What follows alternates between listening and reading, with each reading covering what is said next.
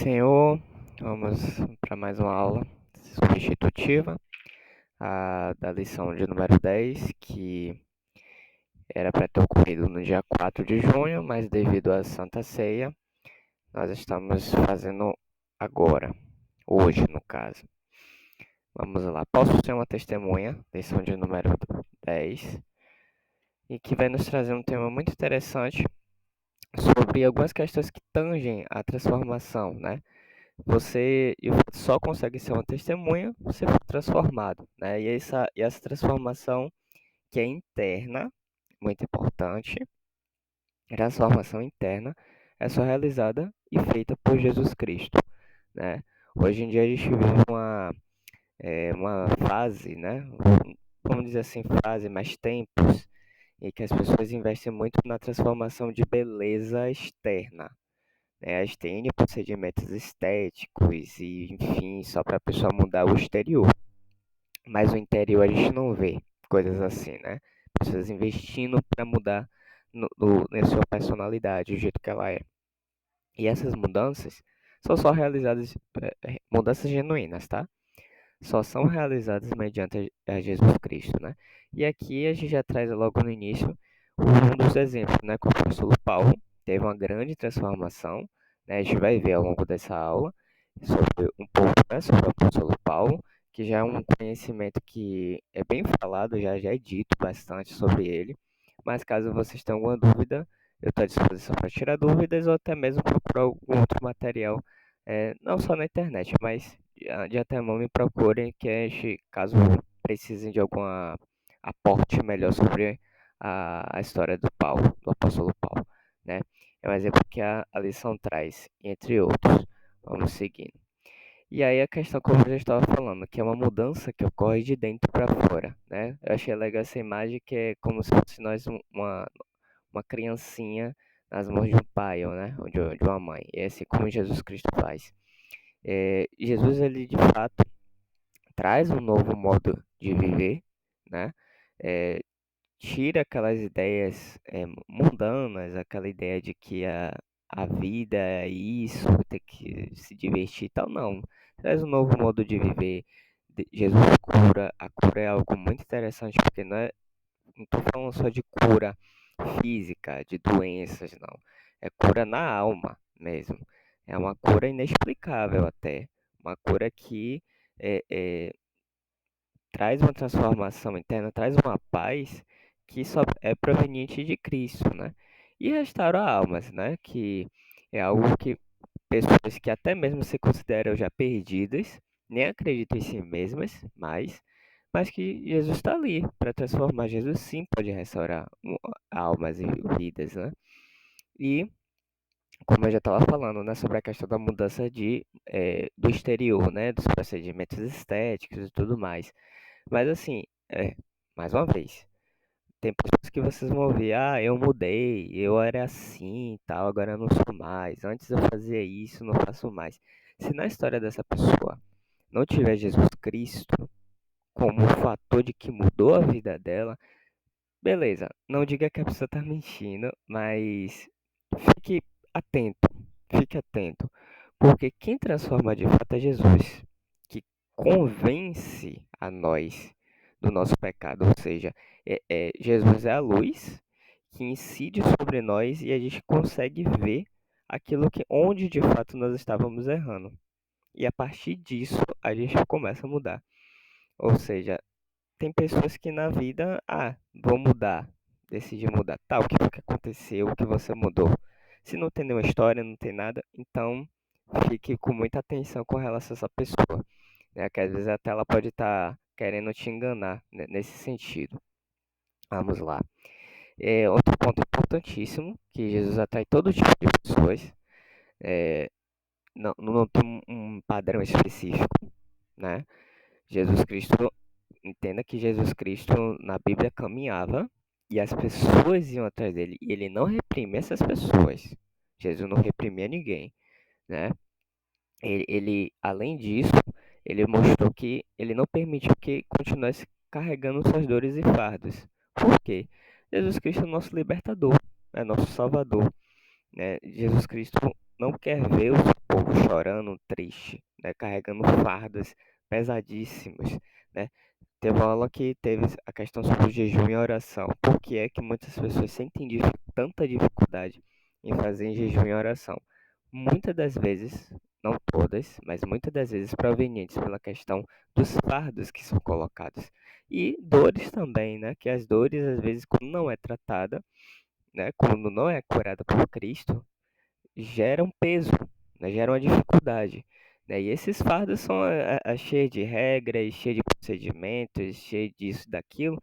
E aí a pessoa, meu Deus, para orar tem que fazer isso, meu Deus, para jejuar tem que fazer isso. E Jesus não, Jesus chegou naquele tempo e chega nas nossas vidas para tirar, curar nossas dores e tirar esses fardos das nossas vidas, né? E aí os tipos de pessoas que Jesus atraiu. Vamos ver aqui publicanos, fariseus, samaritanos. Muito importante essa questão dos samaritanos. Já falei bastante em aula sobre a questão dos samaritanos, ricos e pobres, e oferecendo-lhes um novo modo de viver, né? Então, Jesus foi para todos ali, né? Não teve um grupo de pessoas que Jesus disse assim: ah, eu não vou ver esses daí não. No caso, os samaritanos.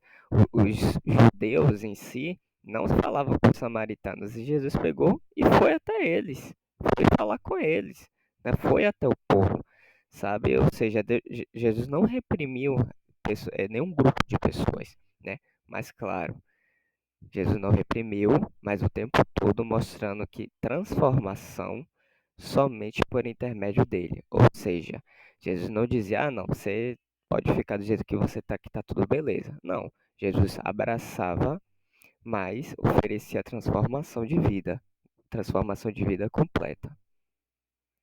Vamos lá, como eu já estava falando, logo no início da aula, sobre a transformação do apóstolo Paulo, né? O apóstolo Paulo perseguia os cristãos, né, no intuito de achar que era uma seita, né, que falava de Deus, né, e o cristianismo era de fato visto assim, até por um bom tempo, e ele teve encontro com Jesus, porque na cabeça de Paulo ele estava fazendo tudo certinho, servindo a Deus, ali combatendo os hereges, né, daquele tempo, mas não, ele estava perseguindo a igreja de Cristo diretamente. E Jesus aparece para ele ali no caminho de Damasco. Alguns dizem que ele caiu do cavalo, enfim, não está na Bíblia escrito assim, mas enfim. E ele nunca mais foi o mesmo. Jesus de fato transformou a vida de Paulo, transformou o coração dele e ele entendeu de fato. Ó, perceba, é entender, é convencer a pessoa, né? Jesus traz esse convencimento através da luz, que é o Espírito Santo. Ele incide sobre nossa alma e a gente se convence daquilo que nós estávamos fazendo, daquilo que nós estávamos, que éramos de fato, né?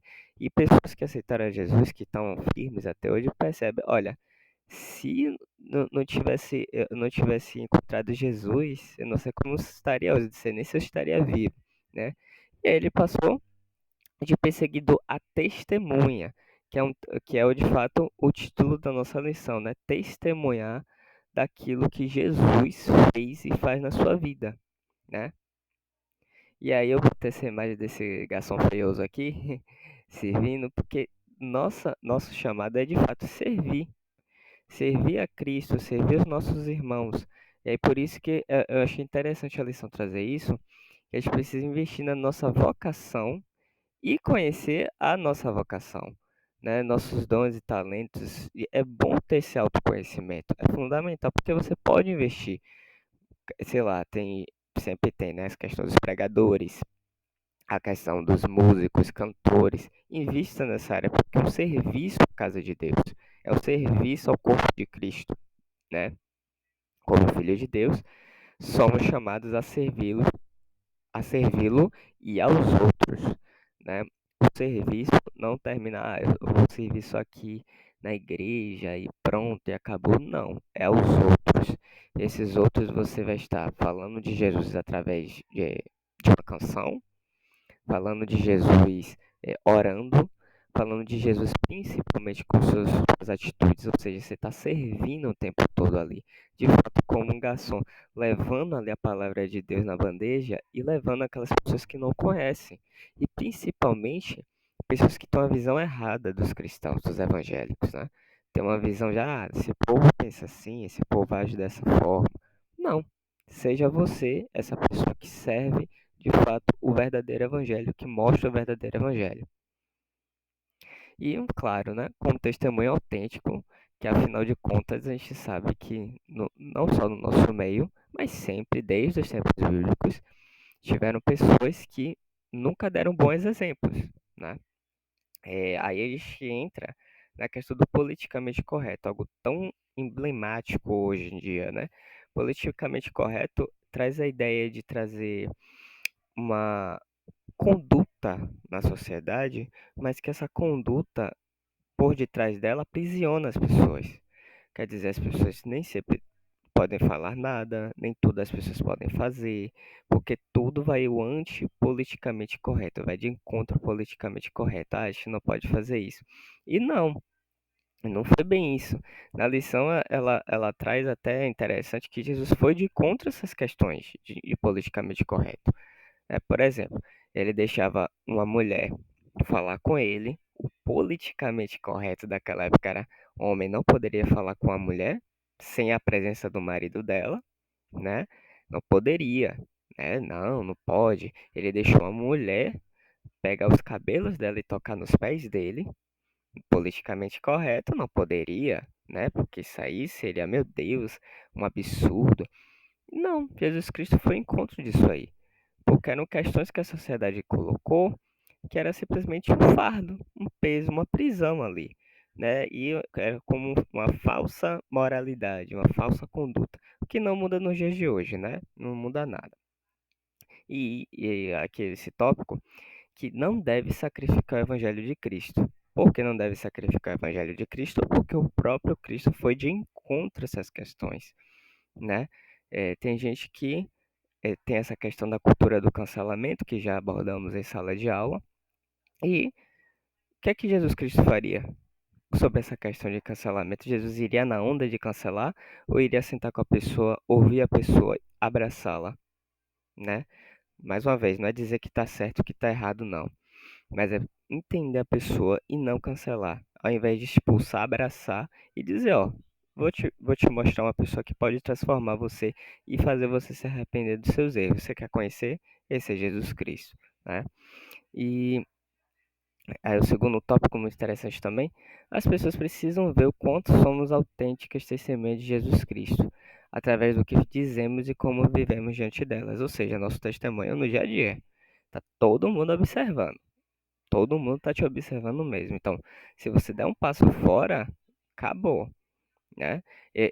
Coloquei essa imagem aqui, vocês podem estar se perguntando. Coloquei essa imagem aqui dessa balança de certo e errado, né? A justiça é vista pela questão da ótica humana, né? A galera gosta de julgar, colocar o que deve ser feito, o que não deve ser feito, através desse politicamente correto. E aí, sempre que você faz alguma coisinha extra, tá errado. Não, não pode. Tem que tirar, não pode mais fazer isso, tá errado, eu vou te julgar horrores. Esse é o politicamente correto, que na verdade é uma prisão, né? Você tem que estar sempre ali fazendo tudo certinho. Isso não existe, né? Somos seres humanos, nós erramos. E claro, sermos um testemunho fiel, né? O único exemplo fiel que devemos seguir é Jesus Cristo, né? E para isso temos a Bíblia para nos ensinar de como devemos agir. E, além disso, temos o Espírito Santo, a qual podemos pedir em oração para que nos mostre onde nós estamos errando, né? Que todos os dias, mais uma vez, somos seres humanos, nós erramos, né? Nós não somos perfeitos. Então, pedir a Deus, né, em oração que nos auxilie nesse processo, né? Nos auxilie a estarmos de fato testemunhando da palavra de Deus, né? Representando de fato, né, aquilo que Deus fez em nossas vidas e mostrar, né, é, aqui no segundo tópico, Jesus foi uma testemunha fiel que anunciou às pessoas sobre o Pai, né, e como chegar ao céu. Isso é que nós devemos fazer. Sermos testemunhas de Jesus, anunciar a Cristo, né, a Deus, e mostrá-las na palavra como chega até o céu, né? E é isso, gente. Foi a aula de hoje. Deus abençoe. Um resuminho, né? Bem, da aula. E Deus abençoe vocês. Qualquer dúvida, estou à disposição.